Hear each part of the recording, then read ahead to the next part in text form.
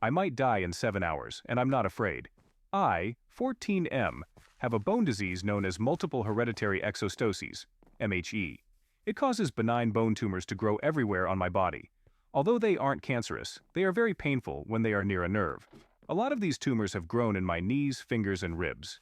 You can probably guess there are a lot of nerves and muscles there that can be pinched and pierced. It hurts quite a lot. I am constantly at level 5 pain, scale of 1 to 10.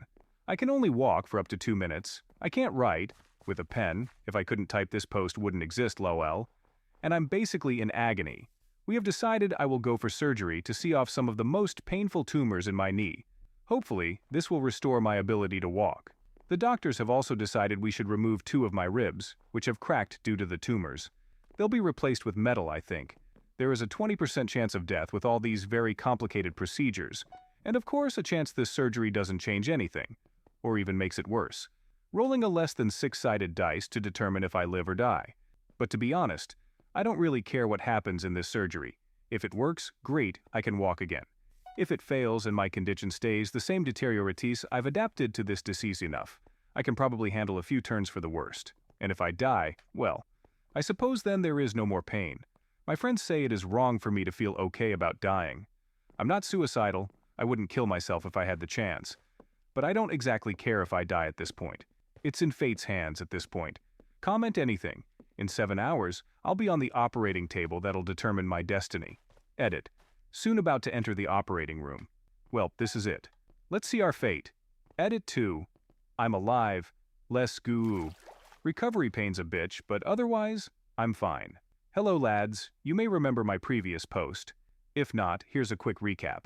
I, 14M, have a bone disease known as MHE, which causes non-cancerous bone tumors to grow across the body.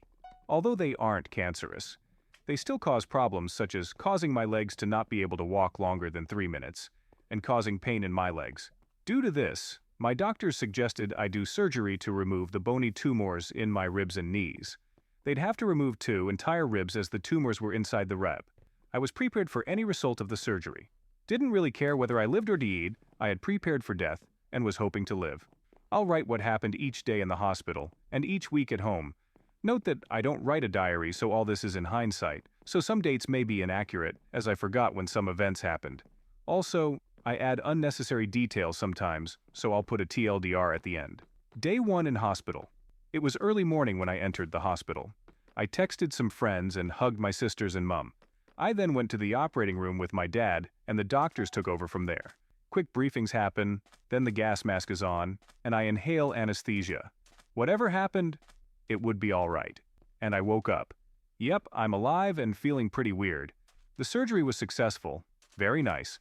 The doctors wheeled my bed to the ward, and my mum's overjoyed. Once I'm aware enough to use my phone, I text my family and friends. They are all glad to see me alive.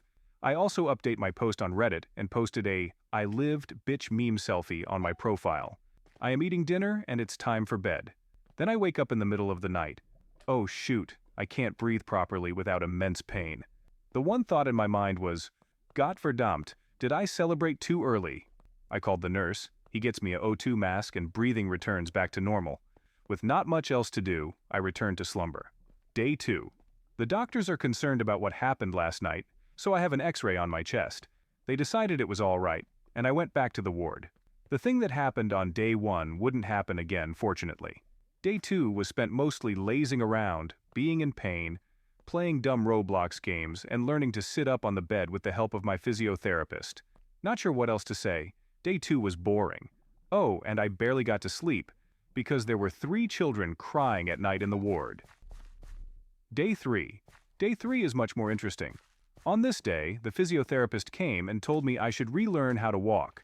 She trains me to stand up, gets mad at how I'm not standing straight. Mercy Pauls. My knees just got operated on. And we begin walking for a few steps. I need a lot of support, and it hurts like absolute hell, but it's progress at least. I can make it to the toilet, but I still refrain from using it as sitting down on the low toilet would hurt. Worse than hell. Don't forget to like and subscribe for more stories like this. We also removed the bandages on my chest. The doctors say they look pretty good. He adds a waterproof transparent spray thingy onto my wounds so I can sponge bath easier. I got a bit of a fever, presumably from an infection, but it's nothing serious. And the night is much better, only 2 kids cry. Day 4. I practice walking a bit more, and I can walk down the entire hallway. I need support for this though. The physiotherapist decides that now I am slowly regaining ability to walk. I can go now. Dismissal forms are prepared, and I leave before lunch. I take an ambulance home, as I live in Singapore, where ambulances don't cost your life savings. Flex on the Americans. First time on an ambulance. So pretty neat. I spent the rest of day 4 chatting with sisters and forcing my sis to buy me video games. And I can finally sleep without crying children. Yes. Week 1, day 5, 6, 7. Pretty boring, spent most of it playing video games lol. Week 2, I begin making progress in walking by myself. I can walk a good 5 to 10 minutes without rest. This is actually really good progress. I'm shocked how fast I healed. I also revisited the hospital and they removed the stitches in my knee. Nice. Week 3, this is where we are now. I can walk for up to 15 minutes, longer than I could ever imagine last year. Wow, I'm super happy to be at this point. Today, I will try to use the stairs and see if I'm capable of doing that. I'll update y'all if it's successful. I would also like to thank everyone for leaving nice comments on my previous post. I appreciate all the kind words. Life is getting better now, and I'm glad I'm still alive. I'm excited to enjoy every moment of life, now with the ability to walk. I'll gladly reply to any questions y'all have. Comment. You're an incredibly brave fucking kid. I saw your original post and had hope that whatever happened, you'd be okay. Because it seemed like you had come to terms with either outcome. You have a great sense of humor for someone your age, but I suppose that's part of the deal when you are dealt these cards. I'm rooting for you, along with literally thousands of others. You got this, man. You've got a great mindset for someone so young. Keep on working for your goals. We're all so proud of you. 6 years ago, I switched my wife's cat with a more well-behaved lookalike. 6 years ago, I swapped my then-girlfriend, now-wife's cat with a more well-behaved lookalike. She had an all-black cat that was extremely aggressive. It scratched everyone, hissed at everyone, and didn't use its litter box half the time. My wife insisted she could get it to behave better. 1 week she went out of town to visit her family, and I was supposed to go to her apartment and feed it. The first night I went over, it scratched the shit out of my arm. I joked to the cat that it's not special, and I'll replace it if it scratches again. The joke stuck with me until I had thought about it enough that it wasn't a joke. The next morning I went to the local animal shelter. Found an identical cat who was already litter box trained and acclimated to people but was a little skittish. Its old owner died of a heart attack, and the animal shelter people said they think that's why it was skittish. But overall, it was a lot friendlier and better behaved, and the skittishness would help it resemble the original cat. So I adopted it, took it to my wife's apartment, settled it in, then drove her original cat to an animal shelter a town over. I was paranoid my wife would find out if I took it to a local one. It's been 6 years since then. We got married 4 years ago. We still have the swapped cat. It answers the original cat's name. My wife knows nothing. She loves this cat and brags about how much better behaved it is. Every time I see it, I feel like a total piece of shit. Edit. For the people saying the other cat was likely euthanized by the shelter, I just double-checked, and the shelter I dropped it off at was, and still is, a no-kill shelter. Tomorrow I'm going to ruin his life. I have been with him for 3 years now. We planned on getting married when our lives settled down. I wanted to start a family with him. I loved him more than anyone else in this world. I've sacrificed so much for him, moved away from my home, turned down jobs so I could stay with him, and stood by his side as he started to go back to school. I gave him my world, and he cheats on me. And I found out over a month ago. The scumbag got cocky, and I found out he was cheating on me with 2 different women. One is a TA at his university, the other his best friend's girlfriend. I am livid. I write this post choking back venom. I loved him so much. He was my world, but now he will be the world I burned to nothing but ash. I pay for everything since he quit his job last year to go to school. I was more than happy to help him. I did enough to support us both. The only upside is the student loans are in his name with no connection to me. It will hurt to push the scumbag out to sea, but I will survive. I have held out for a month, enough time to create what I call the day his world burns. Tomorrow, we are hosting a party. I arranged for his family to come, but my family will sadly not be able to make it. I have packed everything valuably already, and the suitcase is in the back of my car.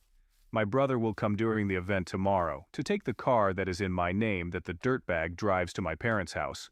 The joint account, which is all my money anyway, is already empty. The event will be great, and he thinks it's for us to announce our engagement to his family. What will happen in reality is I will announce my departure from his life. I have already taken a job out of state and have lined up a new place to live. I will start by telling everyone what he is into. The screenshots of him asking his friend's girlfriend to piss on him, and the many other fantasies his degenerate mind came up with will be passed around. I will hand him the notice to vacate, as I have already broken our lease. We need to be out by the end of the month. I will then end off by informing him I have already reported he was sleeping with the TA for one of his classes the previous semester at the university, and that I am sad I won't see the fallout from that. His friend also has a message for him that I will deliver, informing him that his friend group never wants to see him again as well. And with that, I will leave. I will not look back. I will set his life on fire and walk away. Update. They say that hubris is the downfall of man. Yesterday, I planned to ruin his life in front of his entire family. I worked for a month to create the scenario that would cut him the deepest. I had patiently waited for the chance to storm out of his world in a blaze of glory. And then I hit the front page of Reddit. I realized I had fucked up when he was not answering my texts and had not shown up hours after he told me he would be home. I had hoped it was a happy accident, literally a car killing him before I had the chance. But no, I don't know how many men in the world are currently cheating on their soon-to-be fiancé with their best friend's girlfriend and a TA. However, the one who mattered in my plan found my Reddit post. I called his mother and found out that he had run home to his parents. He told them we had a fight and that we were probably through. I was, and still am, livid at myself. His mother asked me what had happened as he left out a few details. So I decided to tell her that he was cheating on me with a TA and his friend's girlfriend. I soon heard shouting before she hung up. I texted my ex that he had until morning to return my fucking car before I reported it stolen, and sent the screenshots of all his texts to his parents and siblings. My car was sitting in my driveway when I woke up. I contemplated sending the screenshots anyway, but his mother sent me a heartfelt text yesterday, apologizing for her son's actions, and I feel they deserve to be spared from his degenerate actions. I and my father will be moving all my stuff today, and I won't be coming back after that. I know you'll be reading this, you are cheating fuck. You're a cowardly piece of shit. Just know I am not above sending out all the screenshots if you ever dare to come back into my life. Oh, and your ex-friends all know about your piss and scat fetish. I can't control what they do with that information, so good luck with that. Comment. There is a quote from Abraham Lincoln that I think is applicable here. The hen is the wisest of all animals, because she never cackles until after the egg is laid. That said, OP still burned down her ex's life. She just didn't get to do it on the grand stage she had intended. We have come to the end of our story. Don't forget to like and subscribe for more stories like this. Tell us what you think about this story in the comments.